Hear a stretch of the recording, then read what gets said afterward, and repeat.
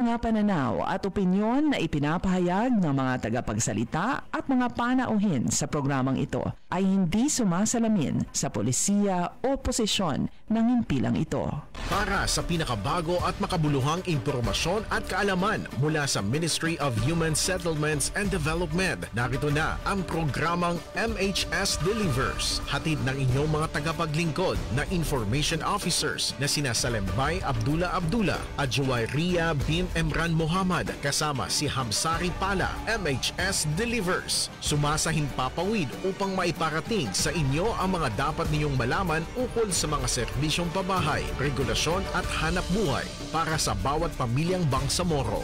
MHS Delivers sa pamumuno ni Minister Attorney Hamid Aminuddin Bibara at sa liderato ni BARM Chief Minister Abdul Rauf A. Makakuwa. MHS Delivers. MHS Delivers.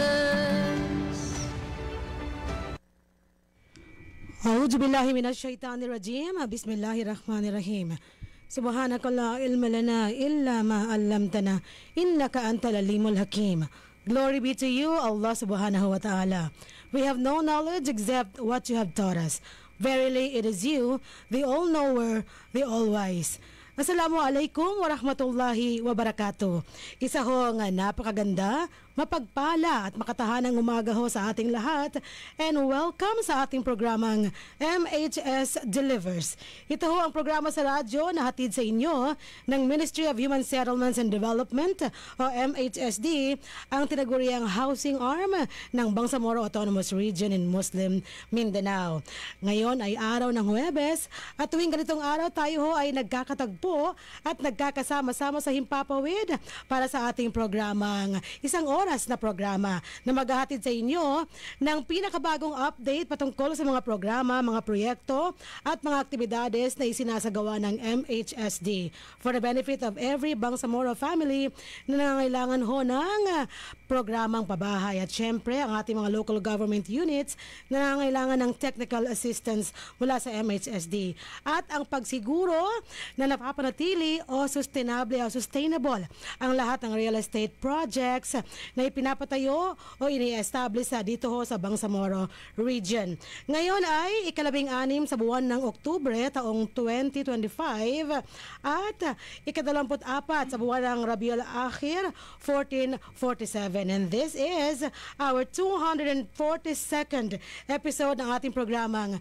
MHS Delivers. At syempre, tayo ay napakikinggan sa DXMS Radio Bida 882 kHz sa inyong mga pihitan at live din ho tayo sa Facebook via Ministry of Human Settlements and Development BARM at sa DXMS Radio Bida, ang kanilang Facebook page. Ayan, sana ho itong hayan natin ang isang oras sa programang ito. Huwag niyo po kaming iwan hanggang matapos ang lahat ng bahagi ng ating episode ngayong araw na ito. At syempre, sinasamahan pa rin tayo ng ating mga kabalay, ang ating kapwa homecaster na tinutulungan tayong ihatid sa inyo ang mga impormasyong dapat niyo malaman. Mula sa aking kanan, nariyan pa rin ang ating kabalay na si Ria na ngayon ay babati na sa inyo. Kabalay na Ria, assalamualaikum. Good morning. Waalaikumsalam warahmatullahi ta'ala wabarakatuh. At isang magandang makatahanang umaga po sa ating lahat, sa mga kabalay na nakikinig sa radyo at nanonood ng live stream. Ako po ang inyong lingkod, Bangsamoro Juwayriya bin Emran Muhammad. Ayan, ang pagbati mula sa ating kabalay na si Ria mula sa lugar na tinaguriang pinangalan ng Sultan Kudarat. Ayan. At syempre, hindi makukumpleto ang lahat ng angle ng ating istasyon ngayon kung hindi makakabati ang ating kabalay mula sa ating kaliwa.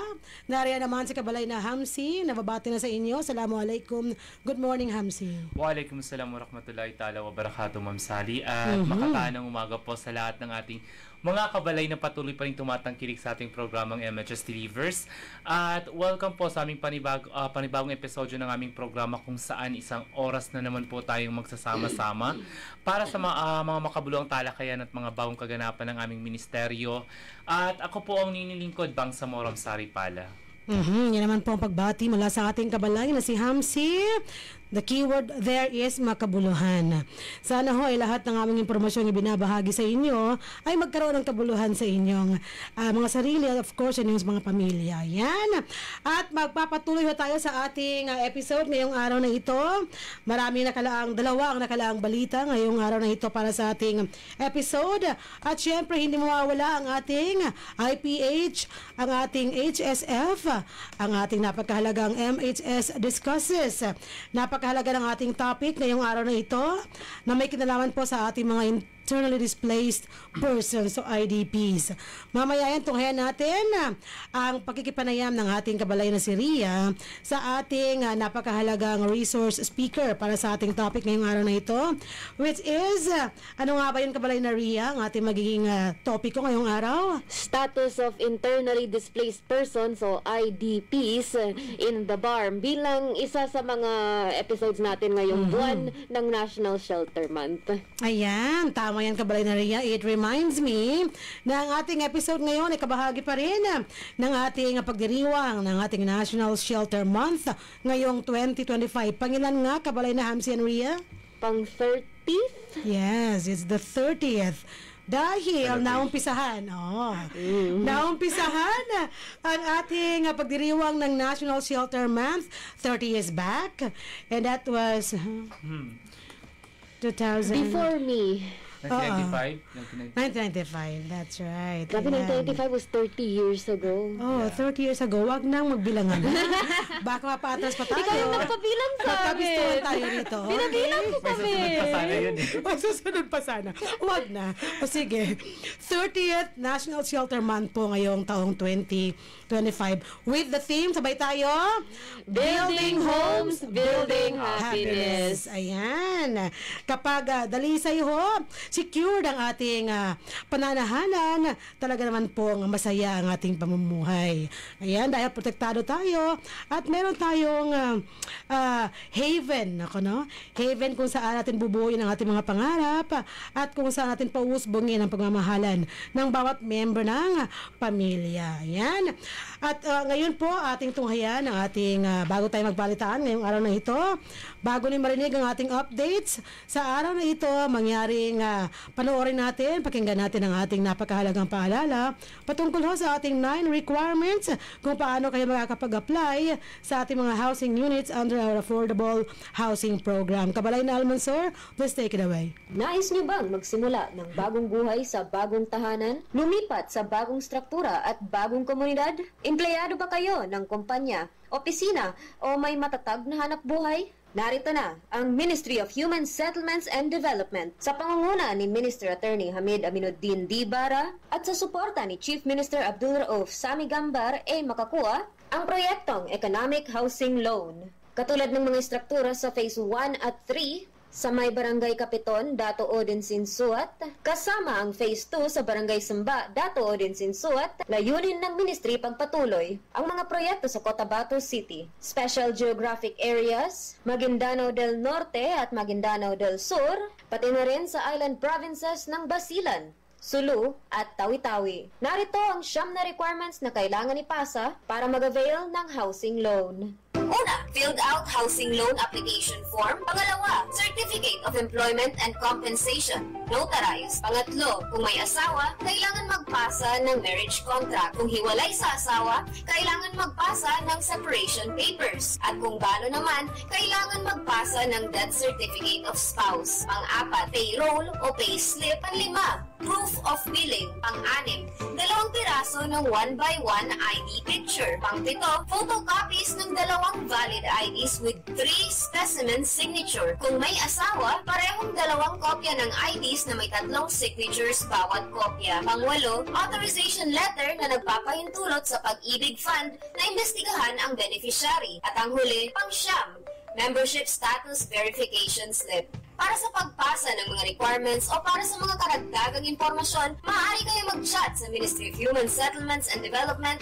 BARM Facebook page o makipag-ugnayan sa opisina ng Ministry of Human Settlements and Development sa MHSD Regional Office, Bangsamoro Government Center, Rosary Heights 7, Cotabato City.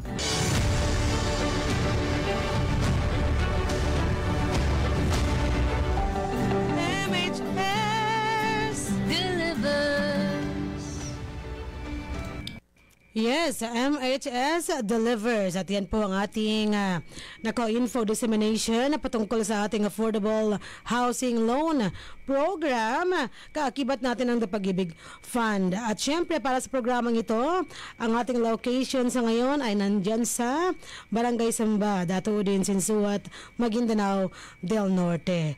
At parang gusto ko magpa-quiz ngayong araw na ito kung sino makakapag-comment ng tamang sagot base roon sa ating patalastas kanina patungkol sa ating Salam Homes, ang ating affordable housing program ay makakapag-uwi. Ako, tatanggap ng GCash. Ayan, let's see ha. Kahit sino. Ay, wag niyo yung kasama. Bakit nagbagong tono mo na? Ano lang, yung ano lang, yan, yung mga nanonood sa atin, mga subscribers natin. Ayan. Sige, we have 9 na ngayon. Nasa na po ang dalawa? Bumalik Hindi na kayo. narinig yung Gcash. Oo. Nalaman nilang Kahit sa kompetensya na si office, Kuya oo. Hamsi. Nalaman nilang kasagutin si Kuya Hamsi, umalis sila. Kahit sa office, 100 lang naman na GCash. Yo. Sige, ano yung kompletong address ng ating original office? Ay. I-comment natin, sinabi kanina, nako, klarong-klarong binanggit ng ating kabalay na si Ria sa ating patalastas kanina patungkol sa ating sa ating affordable housing program. Kaya yan. Hiwalay ito sa load winners natin. Hiwalay sa ating KKK mamaya. On the spot to na magkukuha niyo yung 100 pesos. Sa live stream lang, sa live stream chat lang. Live stream chat ha. Ano ang kumpletong address ng ating original office? Nako, dyan sa may somewhere there na madaanan natin kapag pumasok po tayo. Sa Seoul? So, Tangko Darat? ay, malayo-layo na yan. Okay? Sige, wait natin kung sino mauna dyan. On the spot, makukuha naman ang Gcash nyo. Pwede si Sismos. Nakatambay siya dyan, kaya sige. Let's see kung mahuunahan niya. Okay. Let's see kung mahuunahan niya, ha? Sige, on the spot ngayon din. Sige lang, feel ko lang magpaano. Dahil, pangit ang boses ko ngayon. So, sige. At nahuhulog-hulog yung mga ano dyan. Kaya't magpa-Gcash tayo. Sige? At dahil dyan, kabalay na Ria at kabalay na Hamsi, tayo ay dadako na sa ating balitaan. Ngayong araw na ito, October 16, 2025, and the 24th of Rabiul Akhir, 1447.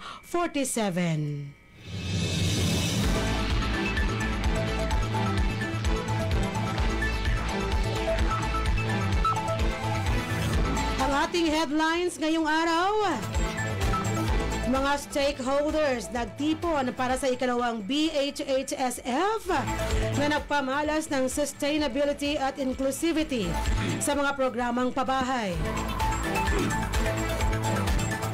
Huli sa ating headlines, MHSD nakibahagi at natuto sa REDAS training. Sa detalye ng ating unang balita, mga stakeholders nagtipon para sa ikalawang BHHSF na nagpamalas ng sustainability at inclusivity sa mga programang pabahay. Narito si Kabalay na Ria.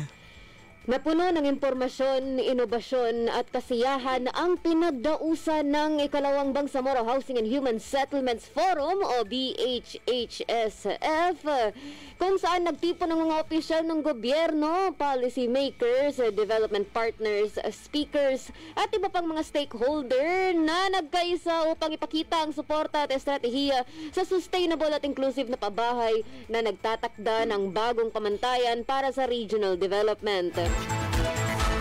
Sa temang Anchoring Partnerships in Sustainable and Inclusive Housing, ang forum ay pinangunahan ng Ministry of Human Settlements and Development, ang housing arm ng BARM, na ginanap sa KCC Mall Convention Hall, Cotabato City noong ika-7 hanggang ika-8 ng Oktubre 2025 bilang pagdiriwang ng National Shelter Month 2025 na may temang Building Homes, Building Happiness. Sa ilalim ng pamumuno ng ating punong ministro, ang MHSD ay nagsusumikap na nakabatay sa mga karapatan at napapabilang na mga patakaran sa pabahay na ginagabayan ng Bangsamoro IDP, Internally Displaced Persons Rights Act, Bangsamoro Autonomy Act 62, at ang darating na Bangsamoro Internal Displaced Program o BIDP. Wika ni Minister Hamid Aminuddin Dibara ng MHSD. Layunin naming tiyakin na ang mga karapatan sa pabahay, lupa at ari-arian ay tinataguyod sa bawat resettlement at development initiative, lalo na para sa mga internally displaced na pamilya, dagdag pa ni Ministro sa kanyang pambungad na mensahe. Ang aktibidad ay pinangunahan ng Policy Development Coordination and Regulation Division o PDCRD ng MHSD kasama ang Shelter Month Committee sa aktibong pakipagtulungan ng Catholic Relief Services o CRS at ng Ministry of Social Services and Development o MSSD. Sa MHSD pa lamang, nakapag-turnover na tayo ng 1,770 housing units at mayroon din tayong iba pang mga programa kasama sa ilalim ng Office of the Chief Minister tulad ng Kapyanan o Kapayapaan sa Pamayanan. At iba pang housing units na binibigay din ng MSSD.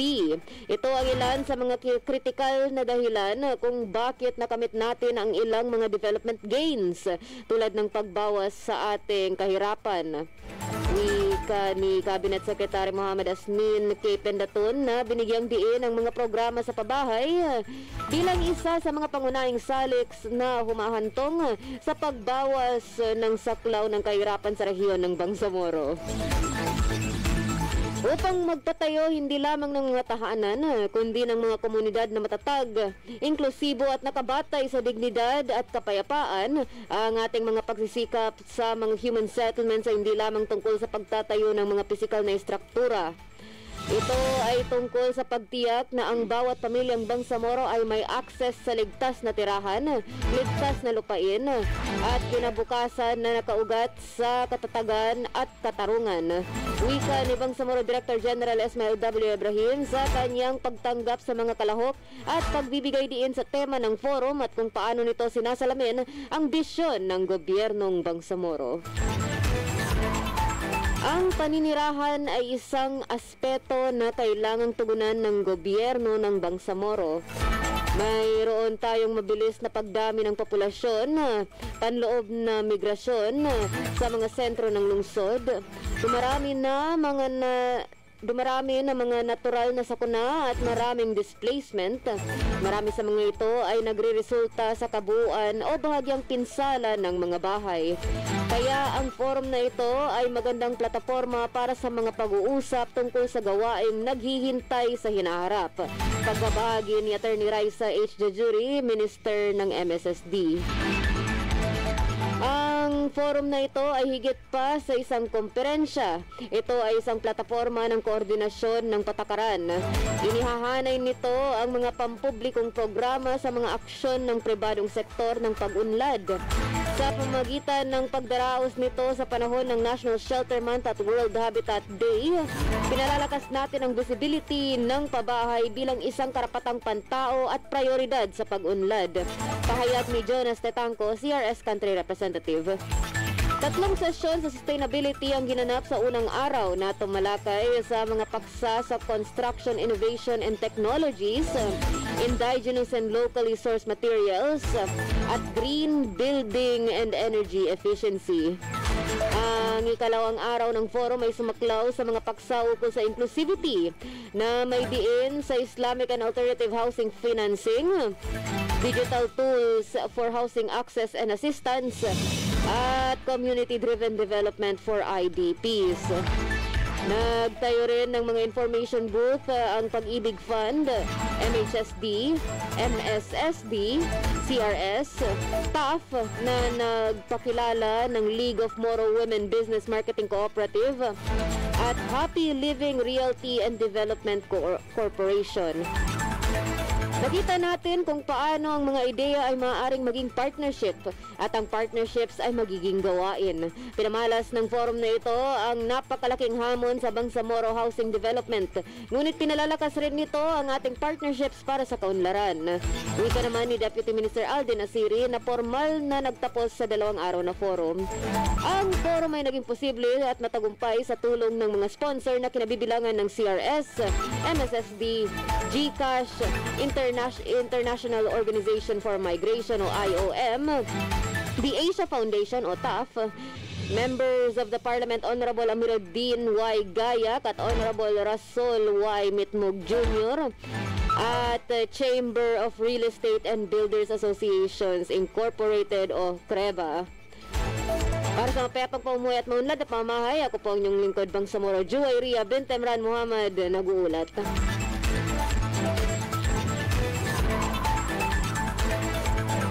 Maraming salamat Kabalay na Ria sa detalye ng ating una at napakahalagang balita.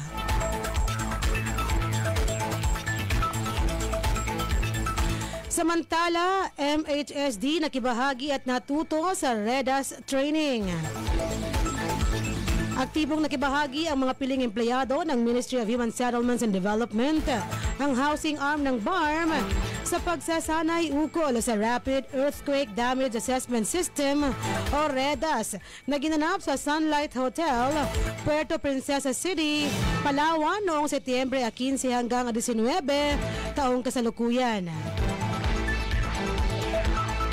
Itinampok sa aktibidad ang mga hands-on session sa paggamit ng software ng REDAS na binuo ni Dr. Bartolome Bautista, dating Deputy Director ng Philippine Institute of Volcanology and Seismology o PHIVOLCS, na dinisenyo upang masuri hindi lamang ang mga epekto ng lindol, kundi pati na rin ang mga panganib tulad ng tsunami, baha, pagguho ng lupa na dulot ng ulan at iba pang kaugnay na panganib. Nakinabang ang MHSD REDAS training dahil nagbibigay ng mga siyentipikong kasangkapan at pamamaraan na maaaring magamit sa pagpaplano ng pabahay at human settlement. Sa pamamagitan ng hazard at risk simulation para sa mga lindol, tsunami, baha at pagguho ng lupa na dulot ng pagulan, maaaring isama ng ministry ang mga hakbang sa pagbawas ng panganib sa kalamidad, sa pagpaplano ng settlement, pagpili ng site at disenyo. Wika ni Suharto Wahab, ENP Rhea Reb, Director 2 for Technical and Regulatory Service. Maaari ring mapahusay ng mga datos at pagsusuri na nabuo sa pamamagitan ng REDAS ang pagbabalangkas ng Climate and Disaster Risk Assessments o CIDRA at suportahan ang pagdesisyon na nakabatay sa ebidensya sa paghahanda at pag-update ng Comprehensive Land Use Plans o CLUPs.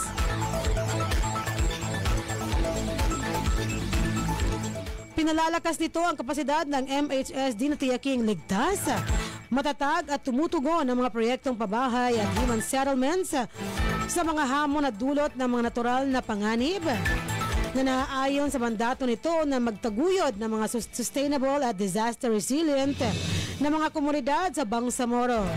Dagdag pa ni Director Wahab.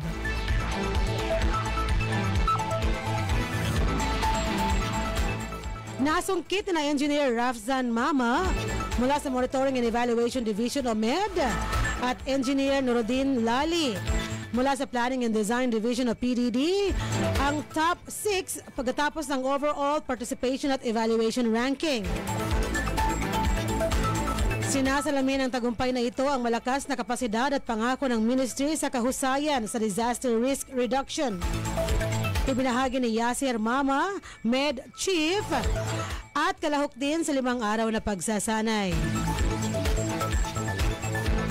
Sinanay ang mga kalahok na gumawa ng mga hazard at risk maps, bumuo ng mga exposure database, at mag-simulate ng mga sitwasyon ng sakuna upang matansya ang mga potensyal na pinsala at pagkalugi.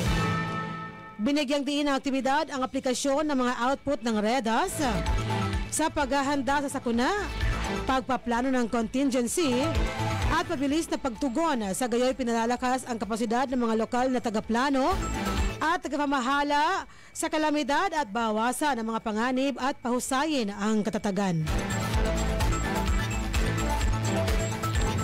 Kasama nila Director Wahab at Engineers Mama at Lali na lumahok sa training mula sa MHSD, sina Ajib Jaudin Bara, Chief of Staff, Hamza Salik, Provincial Director para sa MHSD Special Geographic Area o SGA, Attorney Janisa Macapantar, Chief of Environment, Land Use and Urban Development Division, Architect Samantha Jean Wee Bontia, PDD Architect 3, Engineer Amir Bagyori Kadil, PDD Engineer 2, Marjan Saminoden, Ilud Project Development Assistant, at Queenie Saribo, Med Administrative Assistant 2.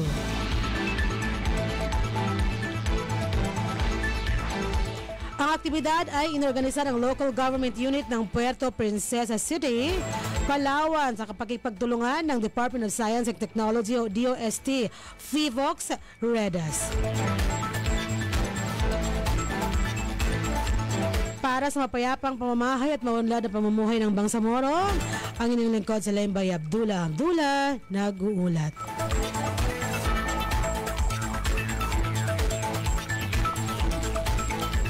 At yan ho ang kabuuan ng ating mga balita ngayong araw na ito para sa ating 242nd episode ng ating programang MHS Delivers. Magbabalik ho tayo para sa ating IPH, ang ating HSF at ang ating MHS Discusses. Pagkaraan lamang ng ating maikli subalit napakahalagang paalala patungkol naman sa ating resettlement housing projects na ating itinataguyod sa buong rehiyong Bangsamoro. Kabalay na Almansur at kabalay na Tanohad, please take the floor away. Mga biktima ng hidwaan, kalupitan, kalamidad, mga internally displaced persons o IDPs, mujahideen at kanilang pamilya, at indigenous people, sila ang mga benepisyaryo ng resettlement housing projects na libreng makakabenepisyo mula sa Ministry of Human Settlements and Development sa ilalim ng Bangsamoro Appropriations Act 2021. Tututukan ng MHSD ang mga pangangailangan sa pabahay ng mga nangangailangan pero walang kaya. Sa ilalim ng pamumuno ni Minister Attorney Hamid Aminuddin Bara, at sa suporta ni Chief Minister Abdul Rauf Sami Gambar A. Makakua, narito ang Ministry of Human Settlements and Development para punan ang pangangailangan para sa mga bagong tahanan, para sa mga nawalan. Para sa mga karagdagang impormasyon, maaari kayong mag-chat sa Ministry of Human Settlements and Development BARM Facebook page o makipag-ugnayan sa Ministry of Human Settlements and Development sa MHSD Regional Office, Bangsamoro Government Center, Cotabato City. At yan ho ang ating napakahalagang paalala patungkol sa ating resettlement housing projects sa buong Bangsamoro Autonomous Region in Muslim Mindanao, kung saan mahigit 5,000 housing units na ho ang ating ini-establish sa buong rehiyon mula sa ating mainland hanggang sa ating island provinces. Pag sinabi natin ang mainland, nariyan ang ating Maguindanao del Norte, Maguindanao del Sur, Special Geographic Area at Lanao del Sur. Sa ating island provinces, nariyan ang Basilan, ang Sulu at ang probinsya ng Tawi-Tawi. Ngayon tayo ho ay magpapatuloy na sa ating ano nga ba ang ating pag-uusapan ngayon na trivia na ito ho ay under sa ating IPH. Kung ano man ho ang IPH na ito, ay babahagi sa atin ang ating kabalay na si Ria, kakibat ng kaniyang baong trivia ngayong umagang ito. Kabalay na Ria? Sa pagdaraos ng pangalawang Bangsamoro Housing and Human Settlements Forum, meron din po tayong tinatawag na pangalawang Bangsamoro Development Plan. Takot ako sa pangalawa. May natamaan ba? Okay. May nangamba. May trending kasi, di ba? Sa ating mga newsfeed, sige kabalay na Ria. So, itong pangalawang BDP ay isang 6 na taong roadmap na binibigyang diin ng ang Development Trust priorities at strategic directions ng Bangsamoro Government para sa mga taong 2023 hanggang 28. So, nasa kaligitnaan na po tayo ng BDP na ito. Ang plano ay may kasamang mga dokumento, ang mga Bangsamoro Development Investment Program at mga result matrices o RM. So, ang RM naman ay isang dokumento na naglalaman ng mga listahan ng mga indicator at target para i-verify ang pagkamit ng mga tinukoy na programa at proyekto. Mahalaga para sa pagkamit ng layunin ng plano. Ang tagumpay ng ikalawang BDP ay umaasa hindi lamang sa palangkas ng pagpapaunlad nito, kundi sa epektibong pagpapatupad at pagsasakatuparan ng mga tinukoy na estratehiya. Kasama na sa RM ang ikalawang BDP ang mga indicator at mga baseline ng impormasyon, taunang at end of plan na mga target kasama ang paraan ng pag-verify upang matiyak ang katumpakan at pagiging maasahan ng inulat na data. Gayon din ang RM ng ikalawang BDP ay gumagamit din ng isang results-driven na strategiya. So ang mga ministry sa opisina at ahensya sa BARM na kasangkot sa pagbabalangkas ng ikalawang BDP ay inaasahang mangako sa mahusay na paghahatid ng kanilang mga target gaya ng nakabalangkas sa RM. So at kapag MHSD naman ang pinag-uusapan, marami-raming activities po ang nakalaan para sa kanya gaya ng MHSD po isa sa mga nakatutok sa percentage ng pagtaas ng percentage ng mga LGUs na may strategic at standardized na mga plano, programa, aktibidad at proyekto ukol sa climate change adaptation base sa Comprehensive Land Use Plan. Isa lang yun sa marami-raming na pangalanan ang MHSD. So, na nagbigay ng means of verification at responsable na MOA. At ukol naman sa mga covered na mga provinces sa kanya, kasama rin dito ang Sulu sa mga ilang mga activities na nabanggit gaya ng pag-ensure ng border security sa Sulu Celebes Sea at maritime jurisdiction ng BARM monitored na gino-monitor ng BARM o in-intercept ng BARM. So comprehensive po itong BDP na ito at isang mahaba-habang basahin. Sa kasalukuyan nasa 208 pages siya total at marami po siyang nakikitang mga targets at mga datos na pwede po nating malaman. Sa kasalukuyan maa-access po siya sa ating Bangsamoro BPDA ay ano bang Planning and Development Authority. Planning and Development Authority na website. And yun po ang ating impormasyong pambahay at hanap buhay ngayong araw na ito. At syempre, dyan din po nagkaangkla ang lahat ng ating programang pabahay. Sa MHSD, sa naging trivia ng ating kabalay na si Ria, which is on second BDP. Bangsamoro Development Plan. Okay. Sabi nga ng ating kabalay na Provincial Director ng Sulu, if you fail to plan to fail. Prepare to fail. Ay, ano? If you fail to plan, prepare to fail. Ayan. Nako, kapag hindi ka nakapagplano, gagawa-gawa ka na ng iyong mga gawain na hindi mo pinlano. Pero minsan kasi pag hindi mo pinlano, minsan mas ano rin. Nakadepende siguro sa... Pero manigurado ka na. Magplano ka. Yan. So lahat ng ating mga gagawin, mga development sa ating rehiyon ay dapat na nakabase sa ating plano dahil pinag-isipang mabuti yan. Shout out sa ating BPDA, Bangsamoro Planning and Development Authority, headed of course by the Director General Muhajirin Ali. Yan. Mashallah, alhamdulillah. Kabalay na Ria, thank you sa iyong IPH ngayong araw na ito. So mula sa ating trivia, tunghayan naman natin, nasa natin music. Yan pala. Oh, meron pa tayong music. Pag nasa spa ka lang. Oo nga, no? Naka-relax. Sige. Yan ang iyong backgrounder, ha? Background music, Kakabalay na Hamsi, para ibigay mo sa amin from our trivia ang ating tips naman ngayon para sa ating kalusugan at kaligtasan. Kabalay na Hamsi, HSF mo na. Yes, Ma'am Sally. At para po sa ating segment ng Health and Safety First, Best Health is our greatest wealth. Ngayong araw, muli po natin pag-uusapan ng patungkol sa ating kaligtasan sa panahon ng lindol. Isang napapanahong paksa lalo na't sa mga nakalipas na araw, ating naranasan ang sunod-sunod na pagyanig ng lupa sa iba't ibang panig ng Pilipinas. At isa itong paalala na ito, or sa atin ang lindol, ay maaaring mangyari sa anumang oras at kahit saan. Yes. Kaya naman mahalagang lagi tayong handa, may sapat na kaalaman upang mapanatiling ligtas hindi lamang ang ating mga sarili, kundi pati na rin ang ating mga pamilya at komunidad. Ang mga natural na kalamidad tulad ng lindol ay hindi natin kayang pigilan, ngunit sa pamamagitan ng tamang kaalaman at kahandaan, maaari nating mabawasan ang panganib at maprotektahan ang ating mga buhay. Kamakailan lamang po ang saliniyanig ng lindol ang sunod-sunod ng Pilipinas. Una po dyan is yung nabanggit natin sa ating mga previous episode nung sa Bogo, Cebu na nagdala ng 6.9 magnitude na lindol. Sinundan naman po nito is yung sa La Union po na 4.4 magnitude. Pinaka-recent na malakas is sa Manay, Davao Oriental na nagdala po ng 7.4 magnitude.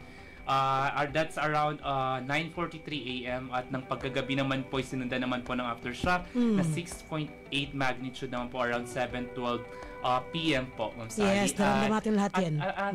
I think kahapon or sa nakalipas na araw sa General Santos City naman po na nakapagtala ng around 5 something. Cebu rin. Yes, may aftershock pa Cebu. Yes po. At kaya napaka-importante po na yung tamang kaalaman patungkol sa ano nga ba ang dapat natin gawin kapag tayo nakakaranas nito.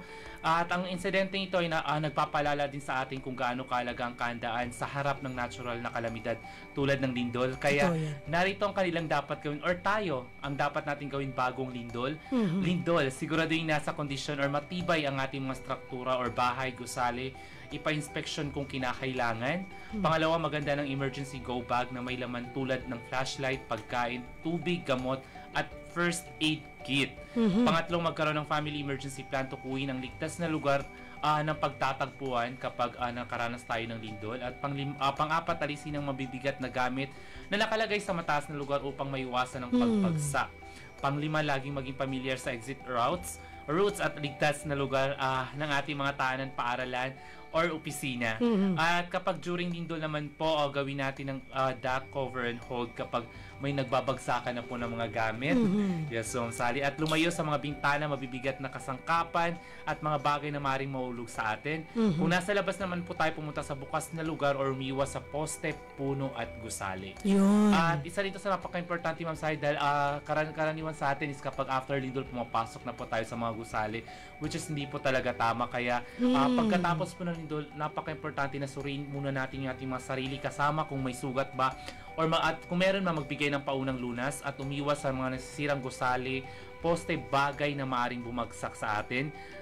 Huwag tayong agad-agad pumasok sa mga gusali kasi natin alam kung bibigay na po ba yun or hindi pa. At huwag agad bumalik, kagaya natin, huwag agad bumalik sa loob ng bahay gusali hanggat hindi pa tiyak ang ating kaligtasan. Pangapat, maganda tayo sa aftershocks kasi napapanood din po yan na pagiging manatiling alerto.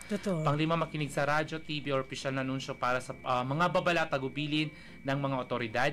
At pang-ani, makipagtulungan sa komunidad upang mas mapabilis ang ating pagtulong sa pagligtas. Kaya paalala natin sa ating mga kabalay na ang lindol at iba pang mga natural na kalamidad ay hindi lamang o hindi natin mapipigilan, ngunit maaari natin itong paghandaan.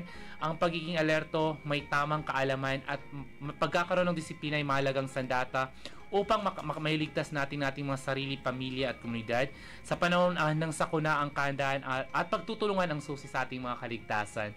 At yan po ang ating maikling segmentong Health and Safety First. Best health is our greatest wealth. Ako pong nilingkod Bangsamoram Saripala. Ayan, maraming salamat Kabalay na Hamsi sa iyong tips.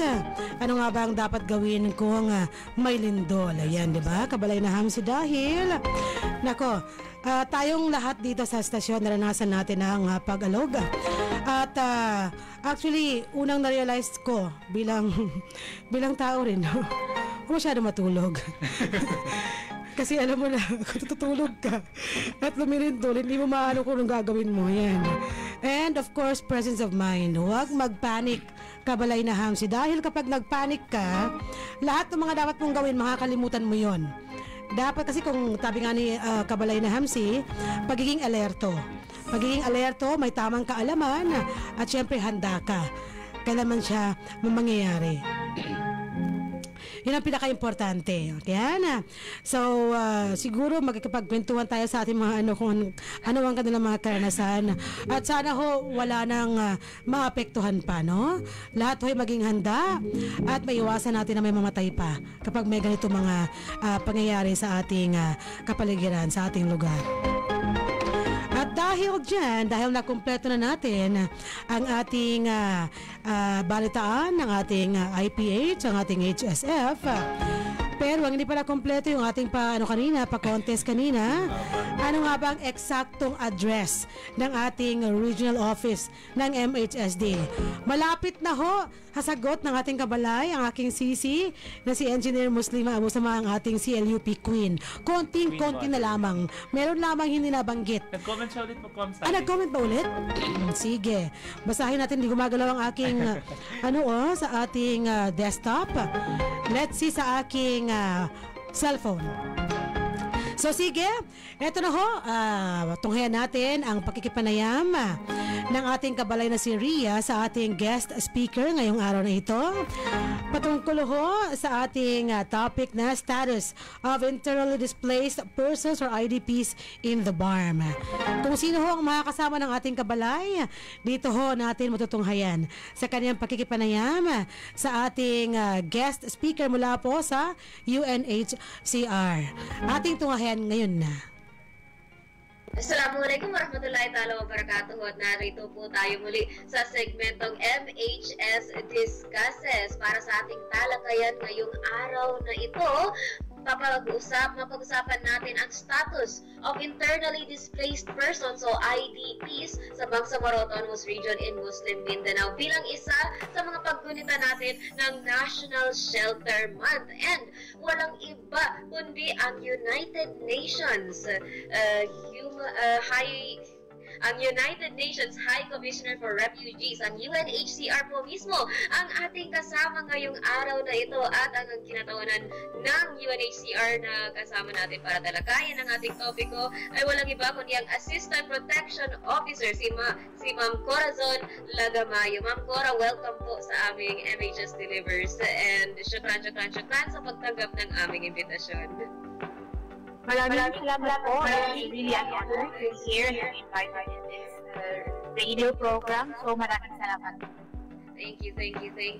So para sa mga tagal nang hindi narinig ang UNHCR dahil nasa Manila office na po ngayon ang kanilang offices at tagal na rin siyang wala sa na-miss na namin sila sa BARM.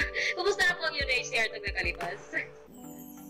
Yes, we continue to operate in the country. So, yung nawala lang naman sa Cotabato or in Mindanao is our field office. Yes, yung physical office. When we continue to support the state, which is yun naman talaga ang aming mandato, we continue to support the state, particularly in advancing life savings and solutions-oriented programming. And as you know, UNHCR is the UN refugee agency. So yung mandato naman talaga natin is for the protection of refugees, no? And also including support to the stateless population, including those people at resume status. And sa usapin naman ng mga backward or internally displaced persons, we continue to provide technical support to the government and also our legislative advocacy and policy advocacy para po talaga maisulong ang karapatan ng mga backward. So we continue to be here and deliver support to the state. Alright. Then, hindi na po tayo magpapatagal. Nabanggit ninyo na malakas ang tulong ng UNHCR sa ating mga backward, evacuees, at by extension ng ating IDPs. Gaano ka-close ang assistance na ito sa ating mga sa pagbigay ng IDP solutions and programs at anong activities specific ang na-conduct na para ma-reinforce ang efforts na ito para i-empower ang ating IDPs sa BARM? Yes, since we reduce the operational footprint of UNHCR in the Philippines, we focus on strategic and advisory support to the state. So that's one. And marami naman kami mga ginawang mga activities, technical assistance. But what I can highlight right now, and I think one of the significant milestones of UNHCR, of course, in collaboration with the government and the protection actors, is really the passage of the Bangsamoro Autonomy Act number 62. So effective December 4, 2024, meron ng batas ang BARM para sa mga backward. And isa ito napaka-mahalagang, I would say, achievement sa Pilipinas in general because we are the first in Southeast Asia to have a domestic law for the IDPs. So malaking milestone nga ito, and we're very appreciative of the leadership of Minister Raisa Jujuri, and also with the support of the Bangsamoro of the Bangsamoro Parliament, kasi talagang pinush ito and naipasa ito. So yun talagang isa sa mga, I would say, malaking nagawa ng UNHCR. And just so you know, we have been advocating for this law for 2 decades already. So talagang 20 years in the making, talagang nangyari sa panahon na ito. So anong ibig sabihin nun? Anong impact nun? So now that we have a very clear normative framework in BARM, that will be the overarching legal framework that will aid, no, not just the government but also the humanitarian development actors operating in BARM. So nung nangyari nga yun siya, nung napasa nga yan last year, even sa UN agencies, we really have to sit down and, you know, look at this framework and really align our programming sa batas na ito. So what more pa sa government? No? So anong ibig sabihin yan sa grassroots level, and particularly those mga IDPs, mas predictable, no? Mas predictable yung support na ibibigay sa kanila, not just during displacement, but on all phases of displacement. So yun talaga din ang kagandahan ng batas ito, kasi hindi lang siya tumutukoy sa mga karapatan ng mga bakwit during the displacement itself, but even starting from the prevention of displacement and towards the achievement of durable solutions. So yung makabalik na sila, maka-recover na sila. So, whole of displacement approach, whole of government society approach talaga siya. So, yun talaga yung achievement namin na nakaka-proud. So, kahit wala kami dyan, andyan yung legal frameworks na kahit wala na ang UNHCR, wala na ang UN, it's there, that will protect the items. And sana, inshallah, the national government will follow, no, leveraging sa gain sa BARM, maipasa na din natin yung IDP bill covering all regions in the Philippines. Inshallah, malakas na tulong po yun, lalo na isa sa mga locations ng isa sa mga malalaking sieges o nag-cause ng maraming IDPs ay mahanap sa Mindanao, gaya no, makilalang example would be the Marawi siege that displaced many families and individuals nung panahon na yun. And although may efforts na ang MHSD at ang BARM to assist them, the fact na may law na ganito is maka-reassure kumbaga sa mga tao na, okay, I'm safe even though right now I'm not. So that's very reassuring, both as a citizen mismo na covered tayo, worst case scenario, inshallah wala rin naman, pero reassure lang din. So with that, ano po yung current status ng IDPs sa BARM base sa report ng UNHCR, at anong ibig sabihin nito in terms of implementation ng human settlements programs sa BARM? So, for the past months, marami kami mga ginawang monitoring. Protection monitoring is really part of our work. Ibig sabihin, bumababa kami and monitor the situations of IDP. So, meron kami series of activities na ginawa in collaboration, of course, with the government, in particular the Marawi Rehabilitation Program. No? So, yun yung isi-share ko sa inyo, and nandun din yung mga kasama natin to really assess kung ano na yung current plight situation of the IDPs. And gusto kong i-anchor yung sharing on the Durable Solutions Framework, kasi yun naman talaga ang challenge ngayon, no? We can classify, example, the case of Marawi, say, or IDPs due to Marawi crisis as a protracted displacement. Ibig sabihin, matagal na talaga na displacement. And cases like this, solutions talaga yung ating tinitingnan, no? Although we have to be very open kung ano pa din yung mga humanitarian and pressing present concerns nila. So, meron kasi tayong criteria. When you say durable solutions, meron tayong 8 criteria na tinitingnan. Gusto ko sana i-share yun sa inyo, but I think that will, take up like a day to discuss all of those. So, sa 8 na yun, merong isang criteria doon on access to effective and accessible mechanisms in addressing housing, land, and property. That's criteria 4. So, sa criteria 4 na yun, nakapaloob kung ano yung mga protection issues that are related to human settlement program. So, I'll share on that. So, based dito sa aking, based on sa aming findings of that protection monitoring, protected displacement monitoring, siguro may tatlong chunks ako pwedeng sabihin, no? Number 1 is, ano ba sa ngayon ang gustong mangyari ng mga IDP? So, of course, limited lang din yung areas na puntahan natin. In particular, we went to some of the temporary shelters. We went to some of the permanent shelters in Hadia. Pumunta din kami sa Buganga. Nakapunta din kami sa Uluwa, Ambulong, Patani, and Ursalam Village. So, yun yung mga areas na na-cover natin. So, I'm not trying to generalize the situation. So, be mindful of these locations. So, when it comes to settlement option, ibig sabihin, ano bang gusto nilang mangyari na ngayon? So, according to the law, we have 3 settlement options. No?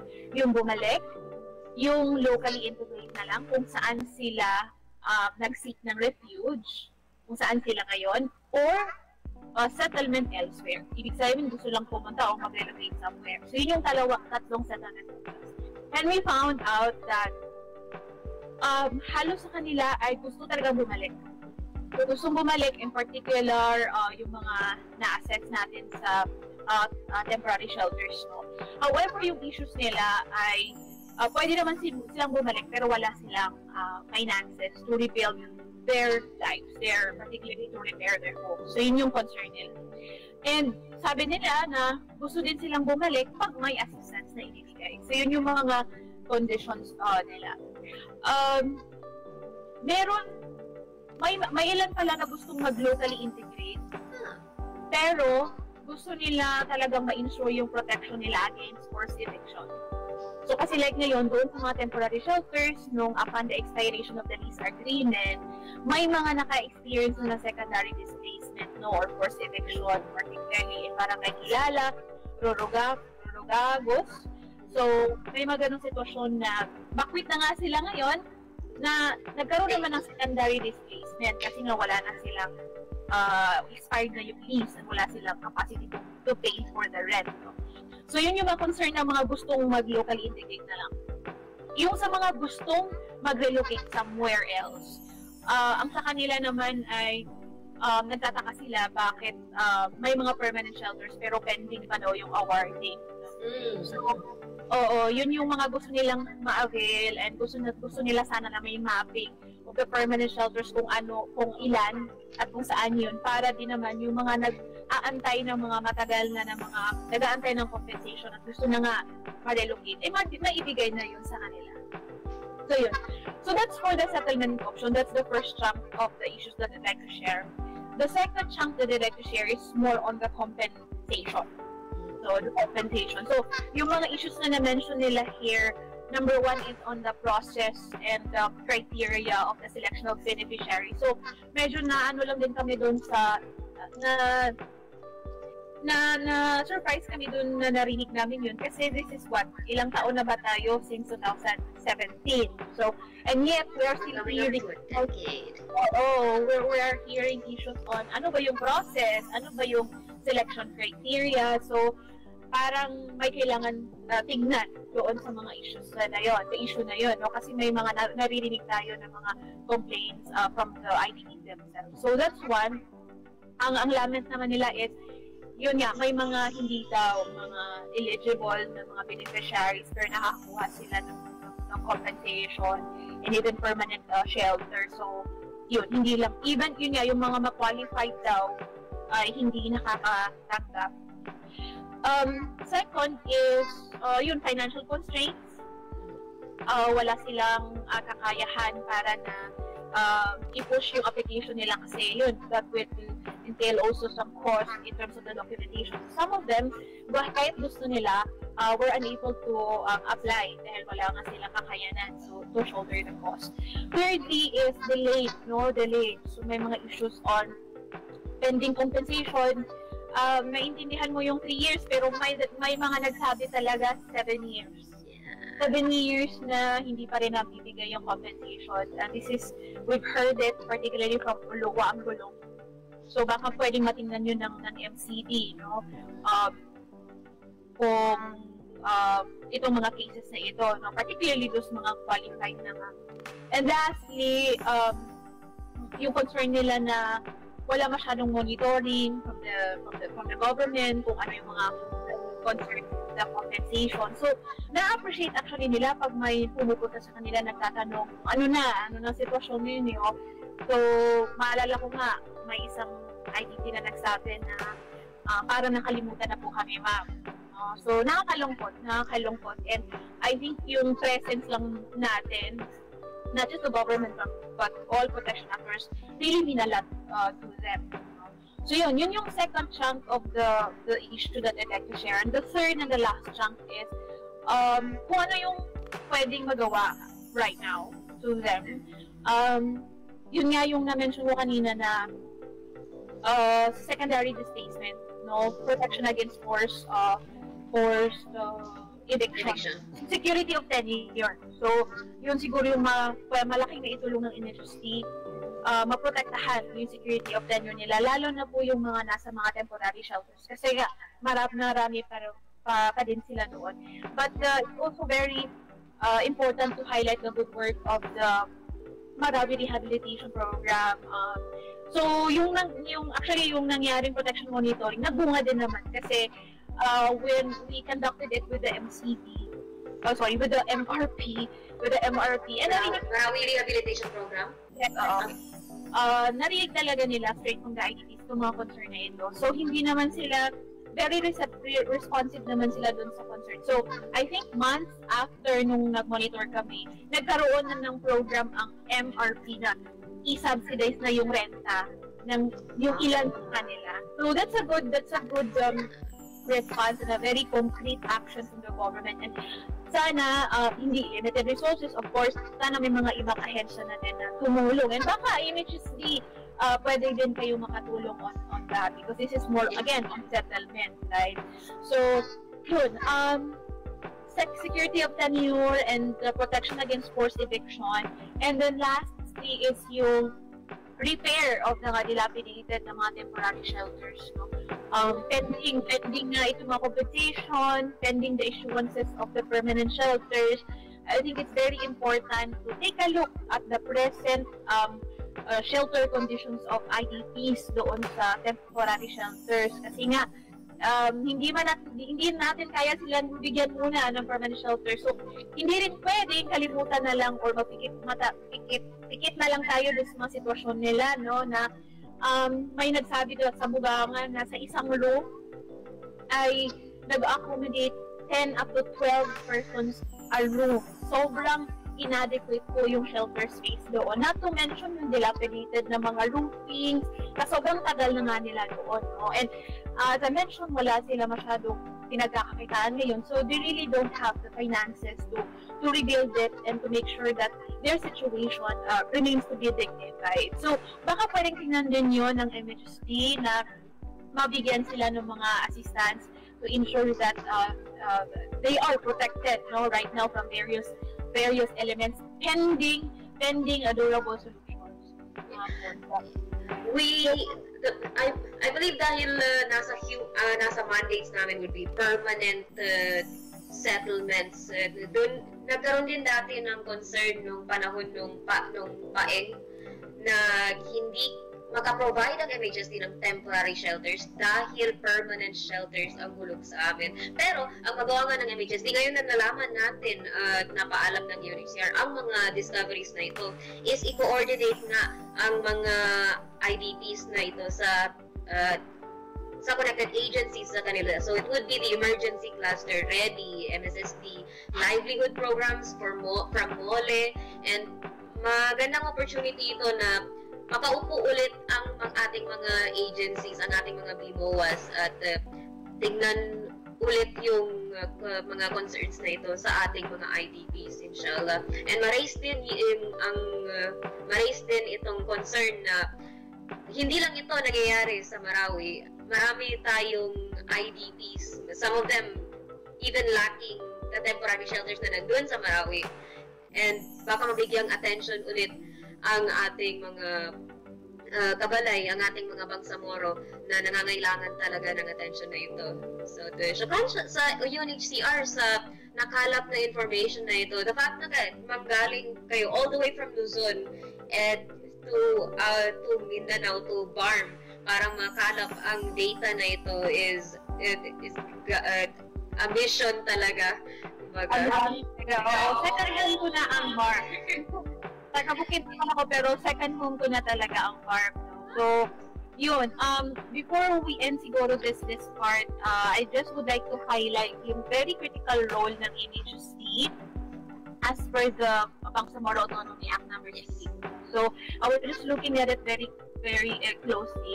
Nakapaloob talaga Section 6O of the law, Andik Housing, Land and Property, yung role ng MHC to maintain a registry. Maintain a registry of all the properties left behind by IDPs, so including those land under dispute. So, as I mentioned nga, kasi nagkaroon naman ng courtesy call ang NHSD dito sa UNHCR, we're very much willing to provide the needed technical support para we will be able to implement that provision of the law. Please and thank you. Yes, I greatly appreciated ang tulong, any help, any assistance from our UN partners, and we look forward for the upcoming collaborations para mapatupad itong BAA 62. Isa po siya actually sa mga topics na talagang natalakay nung panahon ng housing forum namin itong nakalipas. And isa sa mga speakers namin on that was from MSSD, Social Services and Development, na dating taga-UNHCR din. So maganda na aware ang lahat sa law na ito. Mas lalong palakas ang awareness ng lahat sa law na ito. And inshallah, ma-raise pa natin sa national level ang law na ito. Pero bago po tayo maghiwalay, ma'am, bago po namin kayo pakawalan sa ating interview, may gusto po kayong ibang i-highlight na activities ng UNHCR or closing statement para sa ating mga nakikinig sa radyo or nanonood ng live stream? Siguro gusto ko lang ipanawagan, and part of our priority as we speak is really the passage of the IDP law at the national level. So yun, sana ma-inspire ang karamihan, ibang rehiyon to replicate what HANFARM has started, and we continue to advocate for this legislation at both houses, the House of Representatives and the Senate, and hopefully we'll be able to pass this bill into law within the 20th Congress, up until 2028. So sana tulungan niyo kami mananawagan and make the right noise to really pass this important national legislation. And sa lahat, meron po kaming campaign right now. Ang tawag po namin ay IDP Bill, My Bill Campaign. Hashtag IDP Bill, My Bill Campaign. So, kung gusto niyo pong mag-post something like about sa mga IDP sa mga social media ninyo, you can use that hashtag IDP Bill, My Bill Campaign. Pwede ko namang i-chat yun kung paano siya i-spell out. So, yun ay angkor doon sa message na anybody can an IDP, Anybody can be an IDP, So, walang ligtas sa bagyo, walang ligtas sa ngayon lindol. We've been seeing massive displacement from various places, Luzon, Visayas, and Mindanao. So, wala talagang ligtas. So, it's really high time to pass this national law to better protect the rights of IDPs. Hindi naman, this bill actually supplements the existing IDP-related na mga. So sana tulungan niyo po kami and magkaisa tayo para maipasa itong batas. Inshallah. Thank you so much for inviting UNHCR. Inshallah. And thank you so much, Ma'am Cora, sa inyong time, sa inyong oras, at sa inyong pagtanggap nitong interview. Thank you to UNHCR sa pag-accommodate sa aming request para matutunan ang mga detalye na ito. And syukran sa ating mga kabalay na nakikinig sa radyo at nanonood ng live stream. Dito po na po nagtatapos ang ating MHS Discusses segment. Ako po ang inyong lingkod, Bangsamoro Joy Ria Bintemran Muhammad. Assalamualaikum warahmatullahi ta'ala wabarakatuh. Waalaikumsalam warahmatullahi wabarakatuh. At yan ho ang naging panayam ng ating kabalay na si Ria sa ating guest ngayong episode natin for our 242nd episode ng ating programang MHS Delivers. At ang kanina kapiling ay si Ma'am Corazon Lagamayo, ang Assistant Protection Officer ng United Nations High Commissioner for Refugees o UNHCR. Yan po ang ibig sabihin ng UNHCR. At napakagaling po ng pagkikipanayam ng ating kabalay sa Ria. At nalaman natin ang kalagayan ng ating mga IDP dito po sa rehiyong Bangsamoro. Ayan, nangangailangan talaga sila ng tulong mula sa iba't ibang Bangsamoro ministries, offices and agencies o BIMUAS. At syempre, dahil dyan, ang ating ministry ay talaga naman po ang kinakailangan din makibahagi. At nagkikibahagi na po yan dahil isa sa ating target beneficiaries ng ating housing program ay ang ating mga IDPs. Diba? Kabalay na Ria at kabalay na Hamsi. And take note of their hashtag. Kabalay na Ria, what is it? Hashtag IDP Bill, My Bill. So, bakit kabalay na Ria, IDP Bill, My Bill? Ayon nga kay Ma'am Cora, at kung pag-isipan mo, tama rin naman, at, lahat tayo ay posibleng maging IDP. Kaya imbes na inshallah hindi rin naman mangyari, pero magandang reassurance po siya na kahit anong sako naman ang posibleng mangyari, naisabatas na sa kung ano ang susunod na mga hakbang ang tatahakin para kung paano mabalik sa dati or at least mas ma-alleviate or mapagaan ang sitwasyon na nararanasan ng mga IDPs. Hashtag, ating mga hashtag dyan, IDP Bill, My Bill. Yes. And of course, yung dalawang hashtags, importante rin. At yan po ay, ano ba itong tumutunog dito sa aking tabi? Hashtag kaligtasan at syempre, hashtag kahandaan. Ayan po, KK. Kung ang isang K, no? Pag-isipan mo yung katlong K, kasagutan, katanungan, kaalaman. Importante po tayo ay laging handa. At syempre, ang pinakamahalaga dyan is masiguro natin ang kaligtasan ng bawat pamilyang Bangsamoro sa lahat ng ating isasagawa mga programa. Kaya't mahalaga rin po ang ating tinatawag na regulasyon ng ating mga programa. Huwag lang po nating isipin na ito ay may patatayo kung hindi yung sustainability at saka yung epekto nito sa mga tao. Kung maganda ba o mas lalo nakasama. Yan po ang ating dapat na palaging isipin tuwing tayo ho ay nagtataguyod ng mga programa at mga proyekto sa bawat komunidad, para sa bawat komunidad. At syempre, dahil dyan, nagpapasalamat tayo sa UNHCR. Thank you so much. Thank you so much, Ma'am Corazon Lagamayo. Talaga po nagkaroon tayo ng koneksyon at talagang nagkatagpo kayo ni Ria. Nako, sa mga pinagdaanan ng ating komunikasyon para lang kung masiguro natin na makakapiling natin si Ma'am Corazon from UNHCR. At dahil dyan, we're done with our MHS discusses at tayo ho ay dadako na sa ating KKK. Ano nga ba ang magic 3 questions na baon ng ating kabalay na si Ria for our episode today? Kabalay na Ria, ibigay mo na sa amin. Assalamualaikum warahmatullahi ta'ala wabarakatuh. At para sa ating segmentong KKK, kung saan ang inyong kasagutan sa aming katanungan ukol sa kaalaman ng ating programa na posibleng magpapanalo sa inyo ng 100 peso load.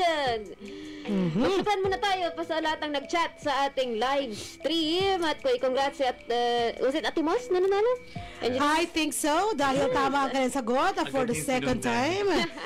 And congrats kay Engineer Mo sa pagpanalo kay sa surprise Gcash ni Ate Sally ngayong episode na ito. Ang tamang sagot kabalay na Ria is MHST Regional Office, Bangsamoro Government Center, Rosary Heights 7, Cotabato City. Perfect. Kabalay na Sismo, sintahin mo ang 100 peso Gcash. Inshallah. Yes. I-send mo na ang Gcash mo. And with that, dahil tumatakbo na ang oras, tatakbo na rin tayo. Hinihingal na nga ako. Ang ating unang katanungan ay, ano ang hashtag campaign ng UNHCR na pinapalaganap ngayon para mas lalong mapalakas ang kaalaman sa IDP bill? Nako, malapit na sa isang title ng pelikula. Anong pelikula yan? KB. KB. Pero wag na kasi violent yung pelikula. Na rated R ba yan? Rated 18? Rated talaga mataas. Na edad ang kailangan makapanood dito. Okay, hanggang ganitong liit lang kasi ako eh. And sunod na question, ano ang ibig sabihin ng BIDP? Nako. Kailangan malaman rin ng bawat bangsamoro dahil dyan nakaangkla ang lahat ng ating mga pagtataguyod ng programa sa BARM. Yes. And final question, saan matatagpuan ang UNHCR office? Kahit general location lang, general lang masyado. General location. At sa ngayon, wala silang opisina sa Cotabato City. Yes, wala. So definitely hindi sa Cotabato City. O yung binigay na ni Ate Sally yung isang diba? Grabe naman yan. Sige. So right, so ulit, unang tanong, ano ang hashtag campaign na pinapalaganap ngayon ng UNHCR para sa IDP bill? Second question, ano ang ibig sabihin ng BIDP? Ano bang mga radio letters na yun? Boy, Indigo, ano bang D? Delta. P. Basta yun na. Pilipinas. So, yun. So, and ang ating huling tanong, saan matatagpuan ang UNHCR office? Kahit general location lang base sa nabanggit na parte sa ating talakayan. Yes, pero going to text you. Ipadala lamang ang tamang sagot sa numerong 0955-799-4778. Muli, 0955-799-4778. There you go. Text na, Kabalay na Ria ay naghihintay po sa inyo sa inyong mga tamang sagot. Ang unang 5 papasok lamang sa cellphone. Papasok sa cellphone. Makakarating ang text ng tamang sagot. Kay Kabalay na Ria ang makakatanggap ng tig 100 peso GCash. Ayan. Yung una kay Sismos in a few minutes pagkatapos ng ating episode ngayong araw na ito. Congratulations sa lahat ng ating magiging winner ngayong araw na ito for our KKK, for our 242nd episode ng ating programang MHS Delivers na ngayon ay natapos na at tayo ho ay magpapaalam na sa ating episode ngayong araw na ito. Sa ngalan ho ng ating napakababait at napaka-supportive ng mga leaders sa MHSD, ang ating Minister Attorney Hamid Aminuddin Bara, ang ating Deputy Minister Aldin Nasiri, at ang ating Bangsamoro Director General Ismail Ibrahim, at sa ngalan nina... Ako po ang inyong lingkod, Bangsamoro Juwayria bint Emran Muhammad. At ako po ng lingkod Bangsamoro Sari Pala at sa ating mga kasamaan sa ICS Sir Datuno Say Daud, Sir Almansur S. Ugaw, Ma'am Jasmine Ilangi at sa ating kasamaan sa technical side ng DXMS, Sir Jeffrey and Sir Rupert, maraming salamat po sa pagsama sa amin sa episode na ito. Ayan, maraming salamat din sa inyo, Kabalay na Ria at Kabalay na Hamsi. At ito ho ang inyong lingkod, si Lembay Abdullah, na palagi pa rin pong nagpapaalala sa atin na ating isagawa ang ating bawat gawain ng may pagmamahal at kasiyahan. Dahil magiging mas patagumpay ho ito kapag ang dalawang yan ay nasa ating puso.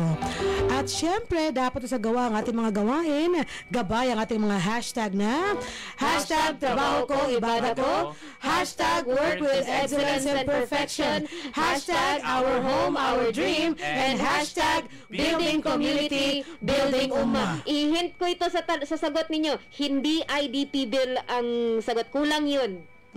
Ayan, ako may magpahawal pa si Kabalay na Ria. With that said, yes. At syempre, sa hint na yan, tayo ho finally magpapaalam na sa ating episode. Billahi tawfiq wal hidayah, with Allah comes all success and guidance. Finally, nagpapaalam na kami at palagi pa rin bumabati sa inyo ng Assalamualaikum warahmatullahi wabarakatuh. Sumainyo ang programang MHS Delivers mula sa inyong mga kabalay na tagapagbigay impormasyon ukol sa mga tulong at serbisyong teknikal, pabahay at hanap buhay para sa bawat pamilyang Bangsamoro. MHS Delivers sa pamumuno ni Minister Attorney Hamid Aminuddin B. Bara at sa liderato ni BARM Chief Minister Abdul Rauf A. Makakuwa. MHS Delivers. Ang mga pananaw at opinyon na ipinapahayag ng mga tagapagsalita at mga panauhin sa programang ito ay hindi sumasalamin sa polisiya o posisyon ng himpilang ito.